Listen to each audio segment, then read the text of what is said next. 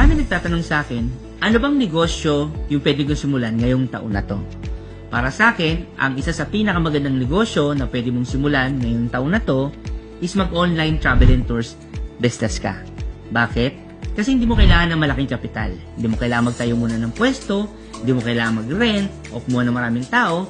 Yung cellphone mo lang, pwede ka na magsimula ng online travel business. Ang kailangan mo lang ay maghanap ka ng legit partner na pwedeng sumuporta sa travel business na gusto mong simulan. Ang kagandahan nito, malaki ang earning potential na pwede mong kitain. At ang good news dyan, global ang market reach mo. Hello guys! Nandito nga pala tayo ngayon sa Global Pinoy Travel, no? Para ma-support natin yung travel business na gusto mong simulan. Ma'am Arlene, ano bang mga services ang ino-offer ng travel and tours sa mga online travel agency? Our services includes airline ticketing, hotel accommodation, travel and tours package, local and international, visa assistance. Not only that, nag-offer pa sila ng mga add-on services para lalo nilang ma-fuel ang kanilang mga sub-agents to operate a travel business. Because naglagay pa sila ng e-load, bills payment, remittance, and insurance. So, grabe mga kaibigan.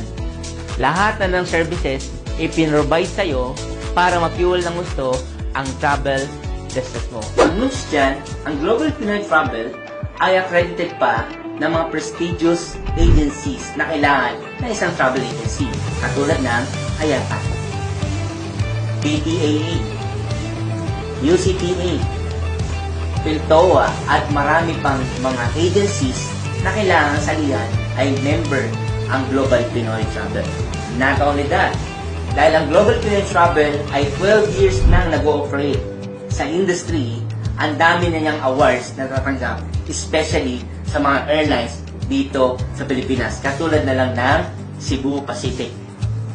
These are the few awards na meron ng Global Pinoy Travel. So, unang award nila ay noong pang 2018.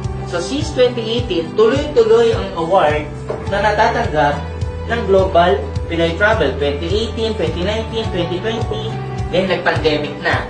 Na-awardan pa rin siya. And lastly, nag-award ng 2022. Pasok pa rin ang Global Pinoy Travel sa award sa Cebu Pacific. Then, hindi lang yan. Pati Philippine Airlines, awarded siya. Then, Air Asia. Tama? Ang daming awards na natatanggap ng Global Pinoy Travel. Kaya, alam mo na ngayon kung saang travel agency ka pwedeng sumali para ma-fuel yung travel business mo. And recently, this 2024, nagbigay ng awards again ang tatlong airlines. Ang good news dyan, meron na naman tayong award sa Air Asia, sa Crimson Hotel, Alabang, awarded na naman siya. And the Philippine Airlines, award na naman tayo. Diba? And Cebu Pacific, this year, tatlong award na naman na nakuha natin sa tatlong malalaking airlines.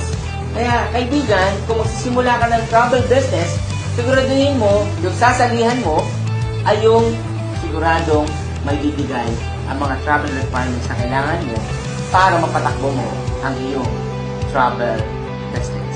Kaya mga kaibigan, sa lahat na nangangarap dyan na magsimula ng business, again, travel and tours ang isa sa pinaka-hotcake na business na pwede mong simulan para kumita ng maganda at makuha mo ang mga pangarap mo.